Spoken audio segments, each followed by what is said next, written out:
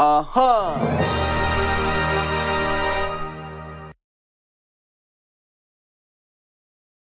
Hello everyone and welcome to Dr. Jankila's lectures. Today's lecture is about normal distribution versus skewed distribution. So what is normal distribution? So normal distribution basically refer to a normally distributed data. So in this case, what we have with normal distribution, we have a bell-shaped curve. So this is bell-shaped curve. So which means basically it's symmetrical. In this case, what we have is that we have half of the data in this population. It's basically to the right side, and the other half is on the left side of these data points. So in normal distribution, what we have is basically these three, mean, mode, and median, they're all the same value. So when we have normal distribution, mean, mode, and median, they're all same value.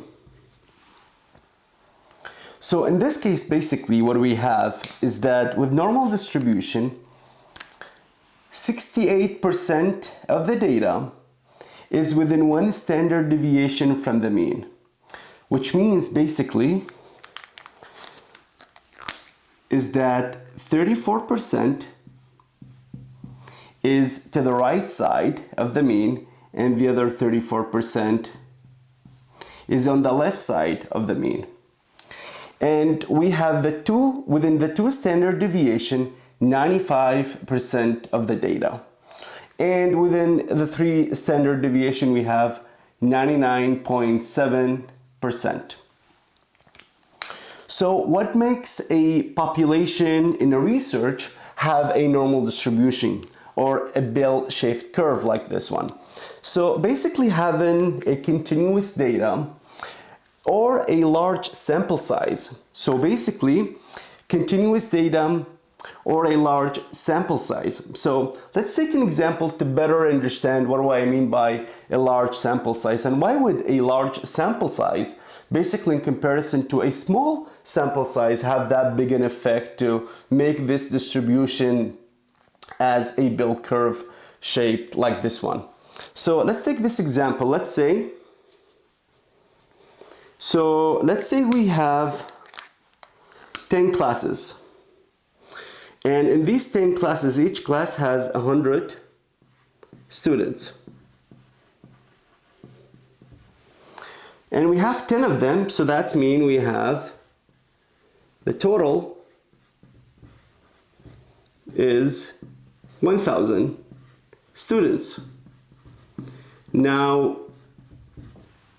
all these students took an exam, and what happened, 980, which is basically the majority of these students, had a grade within 90% to 100%. So they did so well that they all did between 90 to 100. However, 20 students, so using different color just to make a difference between the two. So 20 students, so this is basically students. And this one here is students. So basically over here where we have 20 students, from those 1,000 did really poorly. So they ended up having, so let's say they had a grade between 50% to 60%. Basically, they failed their exam. They did so poorly. So what happened in this case, because we have a large sample size, our sample is 1,000, and majority of these, they landed between these two numbers. So basically having these 20 students is not going to have that big an effect on the majority. So if you were to come and ask your professor, what is basically the mean or the average of this exam in the class, it's going to be somewhere between these two numbers, so between 90 to 100%. Even though we have 20 students that their grades was basically between 50 and 60%. It was not that good, but because the majority of students, 980, they had a really good grade. Therefore, these students is not going to have any effect. These ones will have no effect. These 20 students have no effect on these 980 because the number is so small, 980 comparison to 20 only. So normal distribution could basically be described based on the data that you have. So range of data points. So basically if you have an arrow, so this is narrow,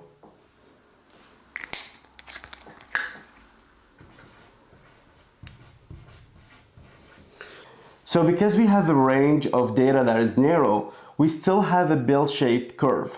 And this is still normally distributed. It's symmetrical because in this case, we also have, so basically half of the data is on this side and the other half is on this side. And same thing, mean, mode, and median, they're equally in this case as well. Same thing over here. So this is another example of normally distributed. So in this case, basically the range of the data is basically wide. So this is why the curve, okay, it's wider than this one. And this is narrower. So let's say in this case over here, we had, let's say, just like in this previous example, we had 1,000 students and everyone in this 1,000 students did really well, and the range was basically between, let's say, a 95% to 100, which is super good. So basically the curve is like this. It's very narrow because the difference in between the two is basically five grade points. However, over here, taking the same example of 1,000 students, basically we had between, let's say, 85% to 100. So it's still basically normally distributed. However, the range is 15 grade points over here in comparison to 5 only. So the curve is going to be wider. That's the difference in between these two. Yet still, in both cases, we do have normally distributed curve, and basically the mean, mode, and median, they're the same value because the points on the right side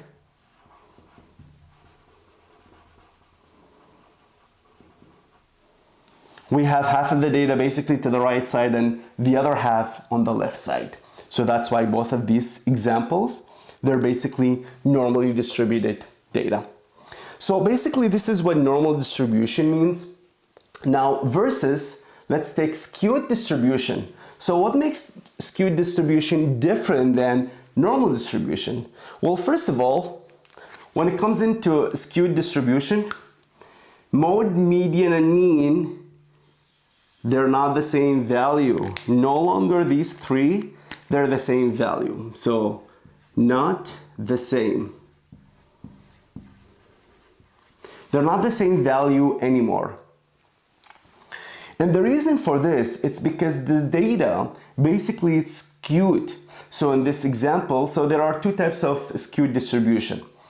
There is the positive and there is the negative skewed distribution. So what makes a skewed distribution, like what happened to the data or what causes the data to become skewed like this? Basically having a small sample size, which is exactly the opposite of normal distribution. When we had a large sample size, the skewed distribution doesn't occur because the large sample size basically helped cover that the percentage, the difference. So basically just going back to the example that I covered with 1,000 students, when we had 20 of them, they did not do so well. They did not have that effect on the 980. So let's take an example over here. And let's say, so let's take an example over here. And let's say now what we have 100 students. So basically in this case, I took one class of those 10 classes from there. Same example, down there we had 10 classes, now we have only one class and there is 100 students in this class. So in this example, what happened, these 100 students, 80 of them, just like the previous example, they did really well. So basically they had 90 to 100%. Great. So basically 80% or 80 of these students, they did so well. Their grade was in between 90% to 100%. Now, however, 20% or 20 students did really poorly. So again, these are students.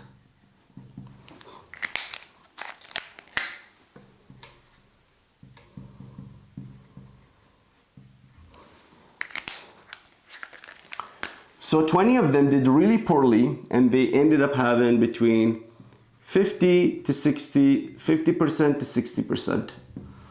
So what happened now, it's because these 20 students, okay, basically they have a higher effect on the 80s. Okay, so because these students, so basically in this example, applies to this curve over here. So why does it apply to this curve over here? So let me make some drawing.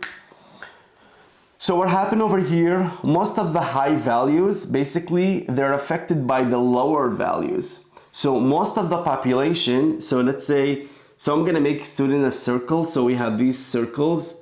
They're presented, each circle is a student. Basically there is not enough space to draw 80 circle, but basically we have these big circles over here, right? They're basically all these 80 students. This is not a big one, let's make it a bigger one. So like that, like that. So basically they're all, you know, between 90% to 100%, right? So these are the students. Now what happened, the 20 students, they did so poorly, they're between 50 to 60% of the grade average. So they're basically small circle down here. So these 20 students, basically they had, it's not 20, but just to explain the example basically. So these students, the 20 of them, they had a big effect on the curve. They shifted the curve basically to the left. So in this case, we have a negative skew. The reason to that, because the small values affected the curve. And when we have a skewed distribution, the mean is no longer the best value when doing a basically calculation for the sample. The best value to be used, and the reason it's not the best, because it's no longer in the middle. If you see, like I mentioned previously, these three values, they're no longer the same value. So in this case, the best value, if it's positive skew or negative, would be the median. The reason to that, because it's in the middle of the curve. So the median in both cases would be the best value when it comes to calculation. So now we have this example. Basically, the smaller value had the effect on this distribution. And with these smaller values, they're basically outliers. And this is just basically an example. The outlier could be 2 or 3 values or 4 values in a very small numbers, or they could be in a higher number. So here, these are basically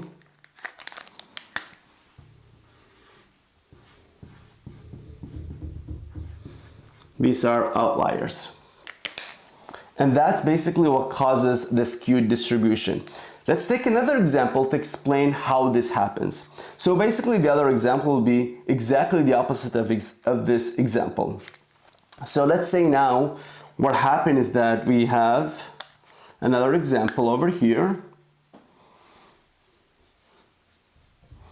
And now what happened, same 100 student. What happened is that the exam was so hard that most of the students, let's say 85%, So this is students.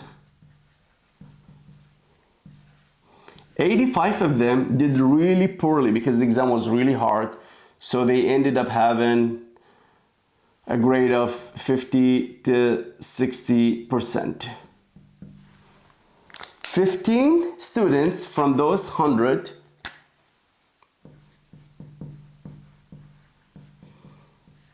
they had 95 to 100%. So now these 15 students, they're the outliers. So just like the previous example, we'll represent these 85 students in circle. So in this case, because they did poorly, 50 to 60%, so what's gonna happen, we will represent them in small circles. So here we have all these students, there are 85 students from 100 students in the class.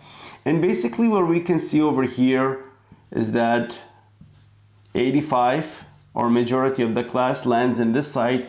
And what happened is that because 15 of these students had higher values in comparison to this one, where the most population had higher value, but only few or the outliers had a smaller values. So they shifted in this previous example, they shifted the curve basically was skewed to the left. In this case, the curve is skewed to the right. So in this case, we have a positive skewed because these 15, if you look, they're represented with each student with a big circle.